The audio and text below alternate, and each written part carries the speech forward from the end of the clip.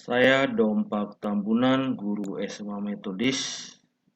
Hari ini akan menjelaskan PKN kelas 10 bab 7 dengan pokok bahasan wawasan Nusantara dalam konteks Negara Kesatuan Republik Indonesia.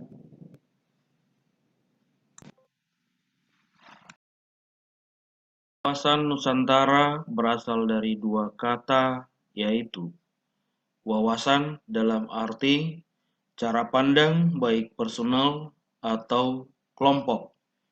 Nusantara berasal dari dua kata nusa yang artinya gugusan atau ada di antara perairan, dan antara artinya diantarai atau dipisahkan.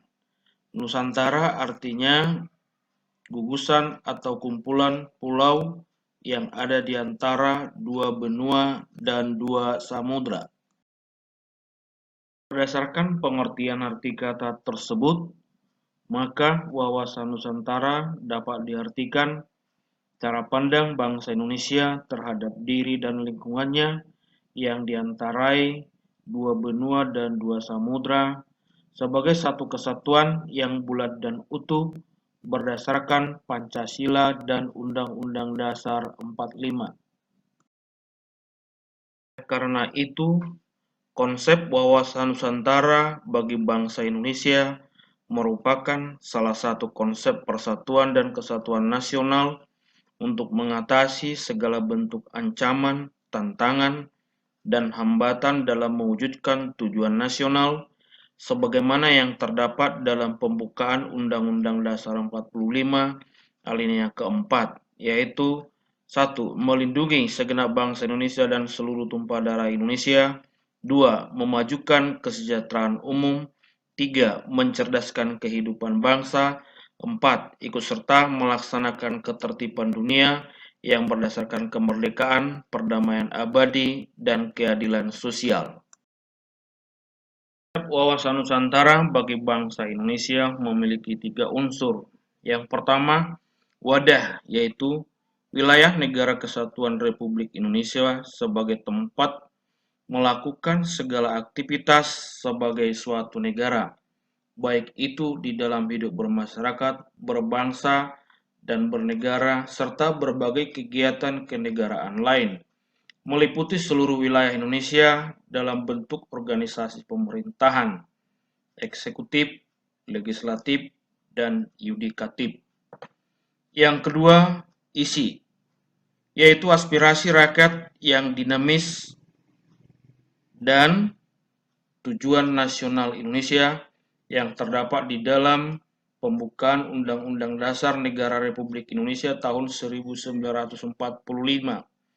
Yang ketiga, tata laku, yaitu interaksi antara wadah dan isi, baik tata laku yang terlihat dan tata laku yang tidak terlihat. Tata laku yang terlihat tercermin dalam tindakan, perbuatan, dan perilaku di dalam menyikapi dan mengatasi berbagai persoalan bangsa dengan memperkuat jati diri dan kepribadian bangsa Indonesia. Sedangkan tata laku yang tidak terlihat tercermin di dalam jiwa, semangat, dan mentalitas yang baik sebagai bangsa Indonesia.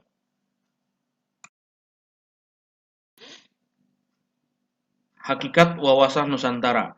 Menurut Sumarsono, bahwa hakikat wawasan Nusantara adalah keutuhan Nusantara dalam pengertian keseluruhan, cara pandang yang secara utuh dan menyeluruh dalam lingkup Nusantara dan kepentingan nasional. Asas wawasan Nusantara terdiri dari 1. Kepentingan yang sama. 2. Tujuan yang sama. 3. Keadilan. 4. Kejujuran. 5. Solidaritas. 6. Kerjasama. 7. Kesetiaan. Konsep wawasan Nusantara terdiri dari 1. Konsep kesatuan politik. Kesatuan politik didasari pada Deklarasi Juanda tanggal 13 Desember 1957 yang ditindaklanjuti dengan Perpu Nomor 4 Tahun 1960 dan dituangkan dalam Undang-Undang Nomor 6 Tahun 1996 tentang Perairan Indonesia.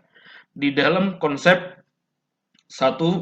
Kedaulatan wilayah nasional beserta kekayaan di dalamnya merupakan satu kesatuan wilayah, wadah, dan ruang lingkup kesatuan seluruh bangsa Indonesia. 2. Bangsa Indonesia yang terdiri dari berbagai suku dan berbicara dalam berbagai bahasa daerah, memeluk dan meyakini berbagai agama dan kepercayaan terhadap Tuhan Yang Maha Esa, harus merupakan satu kesatuan bangsa yang bulat dalam arti yang seluas-luasnya. Secara psikologis, bangsa Indonesia juga harus merasa satu nasib, satu rasa, sepenanggungan, sebangsa dan setanah air, serta mempunyai satu tekad dalam mencapai cita-cita bangsa. 4. Pancasila adalah satu-satunya falsafah serta ideologi bangsa dan negara yang melandasi, membimbing, dan mengarahkan menuju tujuannya. 5. Seluruh kepulauan Indonesia merupakan satu kesatuan hukum, dalam arti bahwa hanya ada satu hukum nasional yang mengabdi pada kepentingan nasional.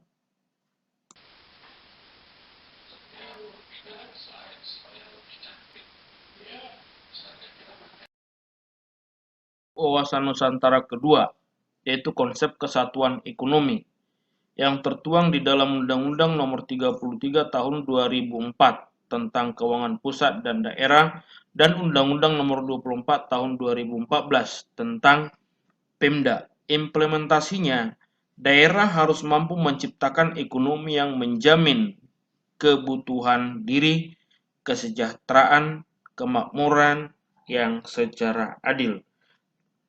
Dalam hal ini, konsep kesatuan ekonomi menetapkan bahwa kekayaan wilayah Nusantara adalah modal dan milik bangsa. Yang kedua, tingkat perkembangan ekonomi harus serasi dan seimbang di seluruh daerah, tanpa meninggalkan ciri-ciri khas yang dimiliki daerah-daerah tersebut. 3. Kehidupan perekonomian di Nusantara merupakan kesatuan ekonomi yang diselenggarakan atas ajas kekeluargaan yang ditujukan bagi kemakmuran rakyat. Konsep ketiga wawasan Nusantara adalah konsep kesatuan sosial budaya. Dengan wawasan Nusantara akan menciptakan kehidupan masyarakat yang mengakui, menerima, dan menghormati segala perbedaan. Dengan hal tersebut, diharapkan bahwa masyarakat Indonesia sebagai satu bangsa memiliki kehidupan yang serasi dan selaras dengan tingkat kemajuan masyarakat yang sama, merata dan seimbang, sesuai dengan tingkat kemajuan bangsa. Yang kedua, budaya Indonesia pada hakikatnya adalah satu. Corak ragam budaya menggambarkan kekayaan yang menjadi modal dan landasan pengembangan bangsa. Keempat dalam wawasan Nusantara adalah kesatuan pertahanan dan keamanan.